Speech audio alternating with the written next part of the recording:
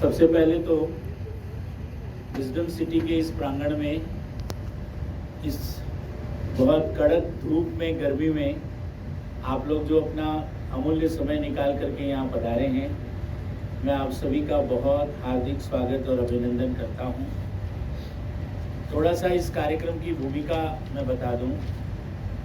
हमारा ये शेखावाटी संदेश ये मासिक समाचार पत्र है, महीने में एक बार निकलता है और इसका प्रमुख उद्देश्य समाचारों का प्रसारण नहीं है, क्योंकि समाचार तो आजकल घटना घटने से पहले ही हमारे पास व्हाट्सएप पे और यूट्यूब पे आ जाते हैं और सुबह अखबार आने तक तो समाचार बासी हो जाता है। तो अखबार में मतलब समाचार देना या समाचारों की होड़ में पढ़ना ये हमारा उद्देश्य नहीं है। हमारा इसमें एक तरह से मासिक समाचार डायरी के रूप में पूरे महीने भर की गतिविधियों में से जो सारांश है, जो अच्छी बातें हैं, जो प्रमुख बातें हैं, उनमें से भी कुछ को हम स्थान देते हैं। बाकी हमारा इसमें आर्टिकल्स लिखना, कोई पूरे खास तौर पे हम लोग फोकस भी झुंझुनू शहर पे करते हैं। जिला भी हम नहीं कवर कर पाते क्योंकि जिला भी बहुत बड़ा है, बहुत बड़ी समस्याएं हैं, लेकिन झुंझुनू शहर को लेकर के पॉजिटिव विचार, सकारात्मक, हमने निगेटिव खबर कभी इसमें कोई नहीं छापते हैं। सकारात्मक विचार, कुछ मुद्दे उठाते हैं हम, हमारे कुछ कॉलम बने हुए हैं विशेष करके, और उन कॉलम के माध्यम से हम कुछ अलग अलग विषयों को चुनते हैं, लोगों के सामने लाते हैं और उनका प्रयास करते हैं कि संबंधित विभाग तक, सरकार तक उनको पहुंचाएं और उन पर कुछ न कुछ एक्शन हो, कार्रवाई हो।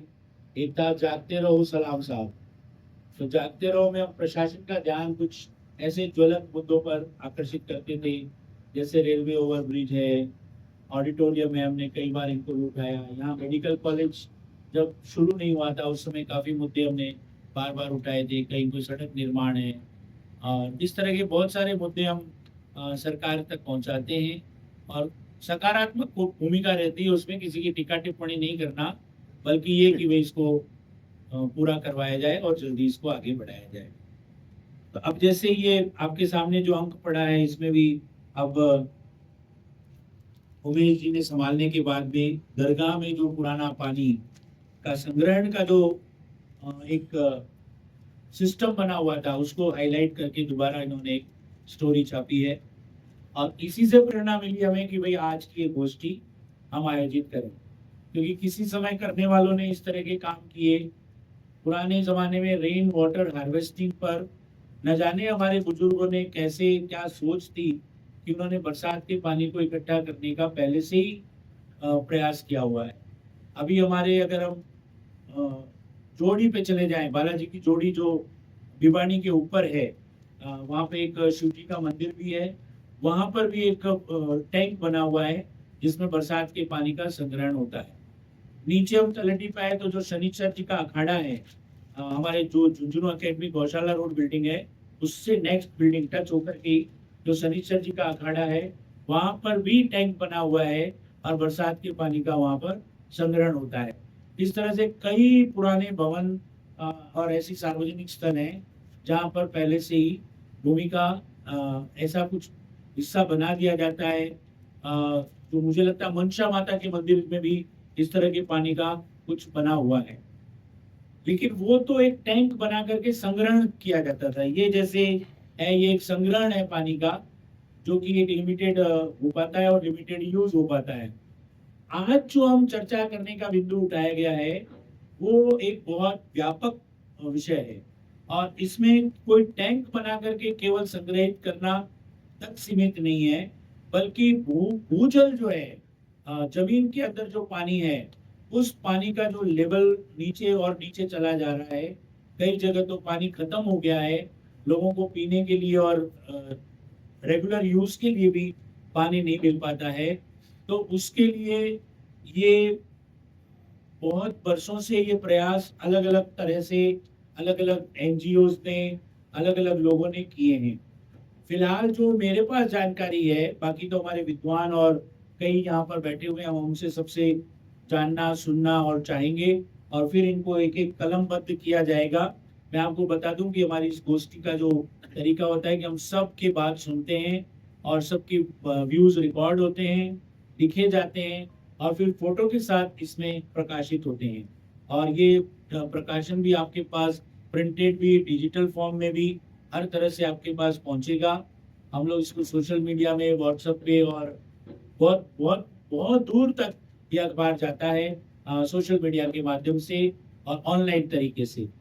तो अभी ये जो रेन वाटर हार्वेस्टिंग है, ये प्रधानमंत्री नरेंद्र जी मोदी का भी एक मिशन है। उनका जो मिशन है, कैच द रेन, ये मिशन के नाम से उनका चल रहा है। और हमारे जो आर आर पाटिल जी जो हैं, जो जल शक्ति मंत्री हैं केंद्र सरकार में, वो इस मिशन को बहुत जोर शोर से चला रहे हैं। और उन्होंने सूरत में इसका बहुत बड़ा एक आयोजन किया था और कई कुएं वहां पर खुदवाए थे। और भाई कैलाश जी हकीम, एक कैलाश जी हकीम जो हमारे वहाँ के हैं, झुंझुनू के ही इसी तरफ के हैं, लेकिन अभी फिलहाल वो सूरत में प्रवास कर रहे हैं। तो उन लोगों ने सबने मिल करके यहाँ राजस्थान में भी एक ये मुहिम चलाने के लिए प्रयास किया है। यहाँ पे कई बार आए वो, अभी मुख्यमंत्री जी जो यहाँ पर आए थे, उसी मिशन के तहत मलसीसर में, चिड़ावा में उन्होंने कुछ बोरवेल बनाए भी हैं, उनका काम भी शुरू किया है। और हम लोग भी कर रहे हैं। अभी यहाँ पे अपने जो स्थानीय एमएलए साहब हैं, राजेंद्र जी बाबू, उन्होंने ऊपर सबसे ये आश्वासन दिया है कि हम झुंझुनू में 100 बोरवेल खुदवा करके वर्षा के जल का संरक्षण करने का प्रयास करेंगे।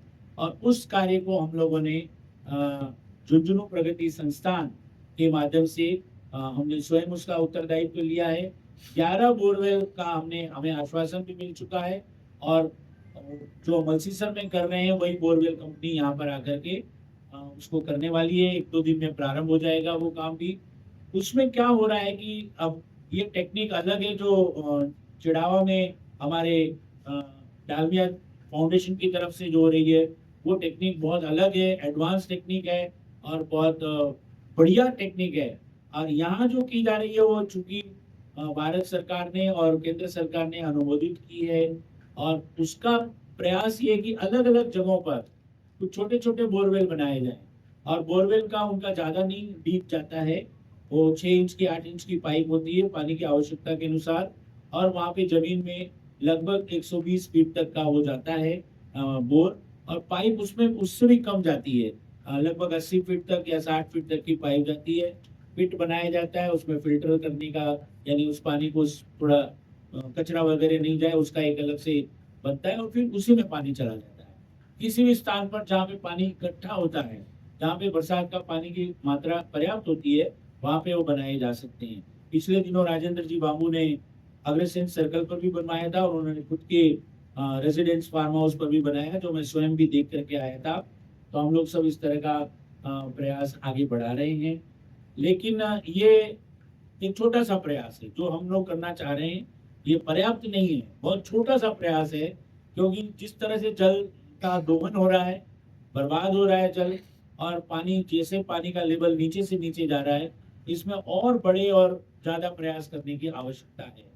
अलग टेक्निक, अच्छी टेक्निक यूज करके जो बेस्ट रिसोर्सेज अवेलेबल है उनका हमें यूज करना चाहिए। और एक जन जागृति इसके लिए निर्मित करनी चाहिए। सब लोगों को आगे आना चाहिए। हर व्यक्ति कम से कम ये प्रयास करे कि जितना जल वो और उनका परिवार या संस्था यूज करता है, उतना रिचार्ज तो वो जरूर करे। जितना यूज करता है उतना रिचार्ज करे। और एक लोगों तक ये बात पहुंचाएं, फैलाएं कि ये बहुत जरूरी है हमारी पीढ़ियों के लिए, हमारे आने वाले भविष्य के लिए। जल है तो जीवन है, अगर जल नहीं है तो हमारा आने वाला भविष्य, जीवन बहुत मुश्किल हो जाएगा। आज शायद हमें उतना महसूस नहीं हो रहा है क्योंकि हमें मिल रहा है, वरना फिर जैसे आज ये 20 रुपए बोतल में मिलता है पानी, क्या पता 20 में भी मिल पाएगा या नहीं मिल पाएगा, और कैसे, कहाँ से पानी लाना पड़ेगा और कैसे यूज करना पड़ेगा, बहुत मुश्किल हो जाएगी। तो ये एक छोटी सी भूमिका, और हम लोग ये कार्यक्रम आज जो आयोजित कर रहे हैं, आप सबके अमूल्य विचार जानना चाहेंगे, आपके प्रयास जानना चाहेंगे और हम ये सब संकल्प लेंगे कि इस मुहिम को हम अपने अपने स्थान पर अपने अपने तरीके से आगे बढ़ाएं, ज़्यादा से ज़्यादा लोगों को जागरूक करें और वर्षा जल संरक्षण को हम एक मिशन बनाएं। इन्हीं शुभकामनाओं के साथ आपका पुनः स्वागत है और अब मैं एक बार फिर उमेश जी को देकर के ये चाहूँगा कि वो सबको एक-एक करके आमंत्रित करें, बोलने के लिए भी, विचार जानने के लिए और उनको लिपिबद्ध भी करें ताकि हम अपने अखबार में उनको प्रकाशित कर सकें। थैंक यू वेरी मच, धन्यवाद।